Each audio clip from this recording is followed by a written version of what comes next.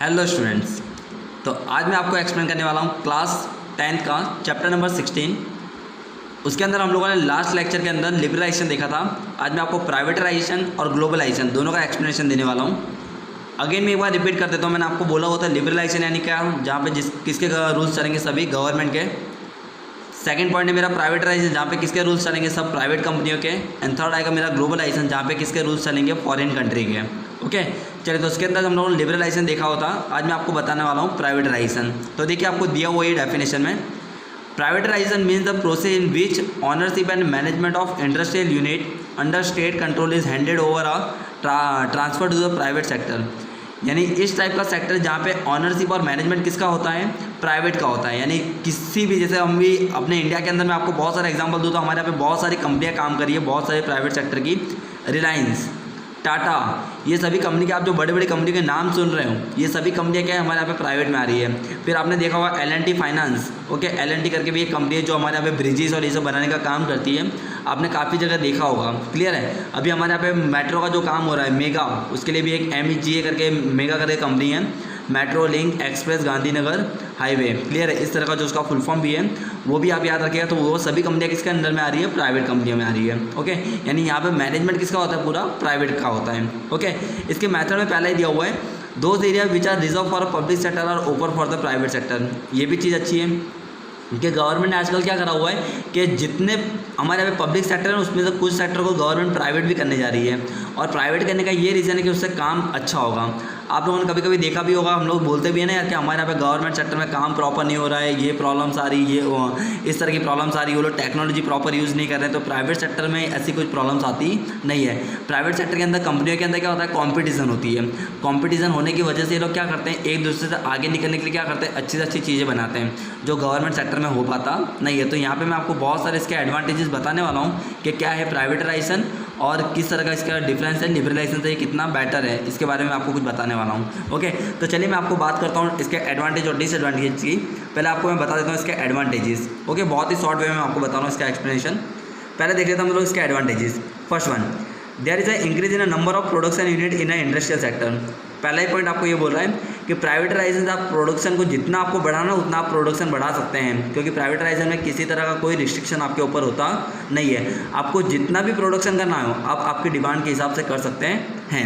Second, production has been increase in a capital intensive and a consumer commodity due to a privatisation. ये भी second point अच्छा दिया हुआ है, capital intensive. Actually लोग जब भी चीज़ों का प्रोडक्शन करते हैं तो इनके माइंड में एक ही चीज़ होती है, क्या, पैसा।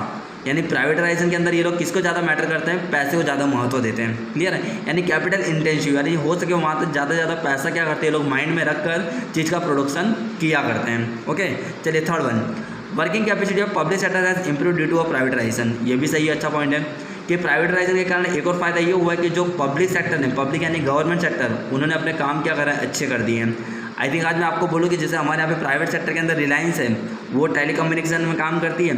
अब रिलायंस वाले ने क्या करा, 4G अगर लॉन्च करा मार्केट में, 4G या 5G या 6G लॉन्च करेगा, तो उसको देख के BSNL वाले भी सोचेंगे कि यार इन्होंने अगर 4G लॉन्च कर दिया तो हम लोग अभी तक क्या कर रहे हैं। तो प्राइवेट कंपनी के कारण क्या हो रहा है, जो गवर्नमेंट कंपनी है वो भी अपना वर्किंग कैपेसिटी क्या कर रही है, बढ़ा रही है। तो ये भी उससे क्या हो गया, एक फ़ायदा हो रहा है। अगर मैं आपको स्कूलों का एग्जाम्पल दूँ तो स्कूलों में भी ऐसा ही हो रहा है। गवर्नमेंट ने बहुत सारी प्राइवेट स्कूलों को जब ग्रांट दे दी थी, बोले कि हाँ भी आप खोल सकते हो, जब आपको प्राइवेट स्कूल अगर आपको ओपन करी तो कर सकते हो आप। तो अभी गवर्नमेंट स्कूलों ने क्या करा, उनको देखकर बहुत सारी चीज़ें सीखी, जैसे कि एक नई अच्छी लैब खड़ी करी, कंप्यूटर लैब, स्कूल का इंफ्रास्ट्रक्चर अच्छा करा है। गेम, आई थिंक देखा होगा आप लोगों ने, गेम के लिए क्या करा हुआ है, गेम्स खेलने के लिए प्लेग्राउंड और ये सब क्या हो रहा है, अब गवर्नमेंट स्कूलों में बनना स्टार्ट हो गए हैं। तो ये फ़ायदा हो सकता है। चलिए वहीं पर मैं बात करूँ तो इसकी कुछ डिसएडवांटेज भी है। डिसएडवांटेज में देखिए आपको पहले ही दिया हुआ है, economic power has centralise as a result of privatisation because of which evil of monopoly has increase. सही है, मैंने आपको पहले ही बोला होता मोनोपोली यानी आप आपका ही सोच रहे हैं और आपके अलावा किसी के भी बारे में आप सोच रहे नहीं है, यानी आप जो बोल रहे हैं वो फाइनल है, इस तरह का। तो प्राइवेटाइजेशन में ये हो सकता है कि यहाँ पे क्या होता है, कुछ कुछ कंपनियाँ अपनी क्या करती ताकत दिखाती हैं। यानी वो कंपनी ऐसा बोलती है, जैसे अभी हमें मार्केट में ऐसा बोलो कि अभी टेलीकम्युनिकेशन में जियो के आने से बहुत सारी कंपनियाँ क्या हो गई, बैठ गई, यानी बहुत सारी कंपनियाँ क्या हो गई, डाउन हो गई है। ओके, तो प्राइवेटाइजेशन में ऐसा हो सकता है कि बहुत सारी बहुत सारी प्राइवेट कंपनियाँ क्या करती हैं, बहुत सारी कंपनियों को क्या करती हैं, एक्सप्लोर कर देती है, यानी उनको क्या कर देती है, पूरा गायब कर डालती है मार्केट में से। ओके, ऐसा हो सकता है।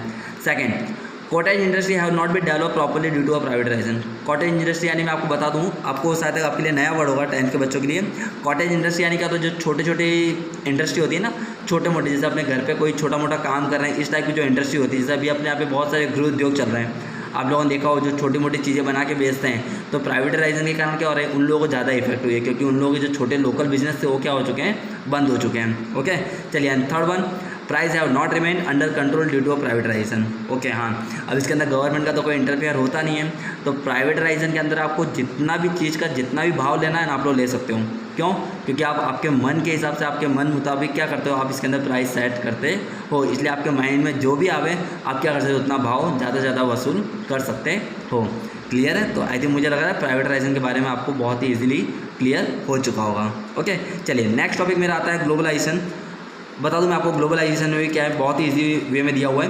ग्लोबलाइजेशन यानी एक कंट्री दूसरी कंट्री के साथ क्या करती है, कोई भी रिलेशन यानी कोई भी ट्रेड कर रहे हैं, ट्रेड रिलेशन अगर वो लोग डेवलप करते हैं, okay, so it is called globalisation. आज अगर हमारा इंडिया के अंदर हम लोग देखें तो हमारे इंडिया के अंदर बहुत सारी ऐसी जो फॉरेन की गाड़ियाँ हमारे यहाँ पर आ रही है, जैसे हमारे यहाँ पे BMW, मर्सिडीज़, फिर आपने लैम्बोर्गिनी, ये सब बहुत सारी कंपनियों की गाड़ियाँ देखी होगी, जैगुआर, ये सब, ये अभी क्या आ रही है, इंडिया में आती जा रही है। अब इससे फ़ायदा क्या हो रहा है, हमारी इंडिया की जो इकोनॉमी है वो इकोनॉमिक कंडीशन थोड़ी सुधर रही है।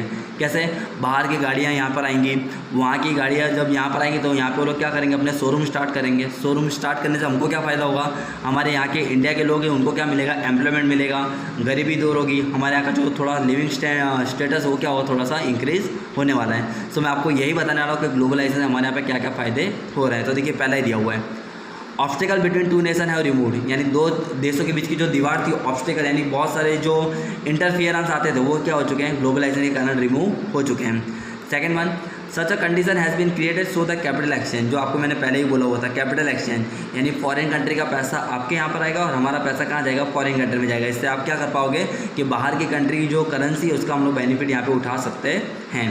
थर्ड वन मैं आपको बताऊं तो टेक्नोलॉजी का यूज़ हम लोग कर पाएंगे, यानी जो फॉरेन के अंदर जो नई नई टेक्नोलॉजी है उसका हम लोग यहाँ पर हमारी कंट्री के अंदर यूज़ कर सकते हैं और हमारी कंट्री की टेक्नोलॉजी का यूज़ वो लोग भी कर पाएंगे। Okay, and fourth one, free exchange of labour, यानी इसके अंदर मैं आपको पूछ सकता हूँ कि एम्प्लॉयमेंट बढ़ा है, यानी जो लेबर हैं उनका वर्क क्या हो गया, बढ़ गया है, यानी बहुत से ज़्यादा लोगों को क्या मिल रहा है, काम रोजगार मिल रहा है। क्लियर है? तो ये भी चीज़ आप लोग देख सकते हैं।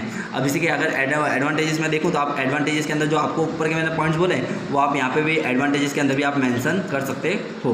पर यहाँ पे हम लोग देख लेते हैं, पहले दिया हुआ है एडवांटेज के अंदर, foreign direct investment is increase due to globalization, यानी foreign direct investment FDI full form आप याद रखिएगा एक मार्क में, और आपने ये वर्ड सुना भी होगा कभी कभी गवर्नमेंट के अंदर, जब न्यूज़ के अंदर आपने सुना भी होगा कि इस बार इंडिया का FDI बढ़ा है, इस तरह के वो लोग वर्ड यूज़ करा करते हैं। ओके, तो FDI इज इंक्रीज क्यों होता है, यानी कि अगर फॉरेन की कंपनी अगर हमारे इंडिया में आएगी तो हमारे यहाँ के लोगों को ज़्यादा से ज़्यादा रोजगार मिलेगा, हमारे यहाँ पे क्या आएगी, नेशनल करेंसी हमारी बढ़ेगी, तो ये सब फायदे हो सकते हैं। सेकंड वन दिया हुआ है, goods produce in the develop country are can be easily obtain due to globalisation. Yes, very good, ये भी अच्छा पॉइंट है कि हमको वहाँ के जो गुड्स हैं, उन्होंने जो गुड्स बनाए होंगे, यानी उन्होंने जो भी चीज़ें बनाई होगी उसका बेनिफिट हमारी कंट्री के लोगों को भी मिल सकता है, यानी वहाँ की जो भी अच्छी जो भी बोल सकते हैं हम लोग अच्छे गुड्स हैं उनका फ़ायदा हमारी कंट्री को भी मिल सकता है। देन थर्ड वन आता है, developing country like India can withstand competition eight international. हाँ, ओके, ग्लोबलाइजेशन से ये भी हो रहा है कि हमारी कंट्री की जो कंपनी है वो क्या आ रही है, फॉरेन कंट्री की कंपनी के साथ क्या आ रही है,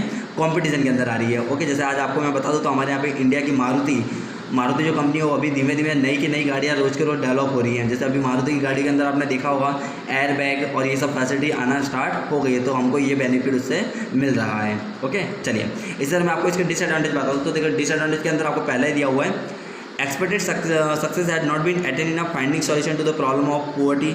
हाँ, यानी हो सकता है कि इसका डिसएडवांटेज के अंदर ये दिया कि कभी कभी आपको ना एग्जैक्ट आइडिया नहीं भी आता है, यानी इससे क्या पुअर्टी और अनएम्प्लॉयमेंट भी क्रिएट हो रहा है। कैसे कि वहाँ की अगर कंपनियाँ हमारे यहाँ पर आएगी तो थोड़ी क्या होती है, थोड़ी कॉस्टली ज़्यादा होती है। ओके, कि सभी लोग उसको एफर्ड कर पाते नहीं, और अगर सभी लोग एफर्ड नहीं कर पाएंगे तो वहाँ पे क्या होगा, पुअर्टी का रेशियो भी शायद तक बढ़ सकता है, यानी पुअर्टी और अनएम्प्लॉयमेंट कभी कभी क्रिएट हो भी सकता है। Second one, developing country have not acquired proper benefit of increase in export which they should have acquired. Okay, यानी डेवलपिंग कंट्रियाँ जो होती है, जैसे कि जस्ट लाइक एज इंडिया, आज अगर मैं आपको बताऊं तो इंडिया आज से 5 साल पहले की अगर मैं बात करूं तो पहले इंडिया किस तरह का था, पहले इंडिया हर एक चीज़ बाहर से इम्पोर्ट करा रहा था, पर ये अभी का ये तो फ़ायदा है कि अभी अब इंडिया क्या कर रहा है, बाहर की कंट्री में एक्सपोर्ट कर रहा है, पर आज से 5-6 साल पहले इंडिया जनरली क्या कर रहा था, सभी चीज़ें वहाँ से इंपोर्ट करा रहा था। यानी डेवलपिंग कंट्री के ऊपर क्या हो जाता है, कर्ज बढ़ने के चांसेस ज़्यादा रहते हैं, और इंडिया के ऊपर कर्ज बहुत बढ़ भी चुका था, क्योंकि हम लोग मोस्टली चीज़ें क्या करते थे, बाहर से मंगाते थे, जो हमें उसके ऊपर हमको बहुत ज़्यादा टैक्स देना पड़ता था, ये सब प्रॉब्लम वहाँ पर आया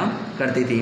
ओके, एंड थर्ड पॉइंट आता है, large scale industry have acquired more benefit by small scale. हाँ, यानी ग्लोबलाइजेशन, वापस वही पॉइंट मैं बोल सकता हूँ कि जो छोटी इंडस्ट्रियाँ थी वो क्या हो रही है, ग्लोबलाइजेशन के कारण बंद होने के लिए प्रेरित हो रही है, यानी वो क्या अब ज़्यादा से ज़्यादा बंद हो रही है। क्लियर है, क्योंकि जो लार्ज स्केल इंडस्ट्री है वो क्या कर रही है, ज़्यादा से ज़्यादा बेनिफिट कर रही है, वो नई नई टेक्नोलॉजी का यूज़ कर रही है, और इन सब के कारण क्या हो रहा है, जो स्मॉल स्केल इंडस्ट्री है उनके ऊपर क्या हो रहा है, बर्डन आ रहा है, और उनके ऊपर प्रॉब्लम्स क्रिएट हो रही है, क्योंकि वो लोग इतनी ज़्यादा टेक्नोलॉजी यूज़ कर पाते नहीं हैं। तो ये इसके कुछ डिसएडवांटेजेस हैं। क्लियर है, तो आई थिंक मुझे लग रहा है आपको ये दोनों ही टॉपिक बहुत ही अच्छे वे में क्लियर हो चुके होंगे, what is mean by privatisation, what is mean by globalisation, और उनके advantages and disadvantages. Next lecture के अंदर मैं आपको WTO, world trade organisation and sustainable development के बारे में समझाने वाला हूँ। ओके, चलिए।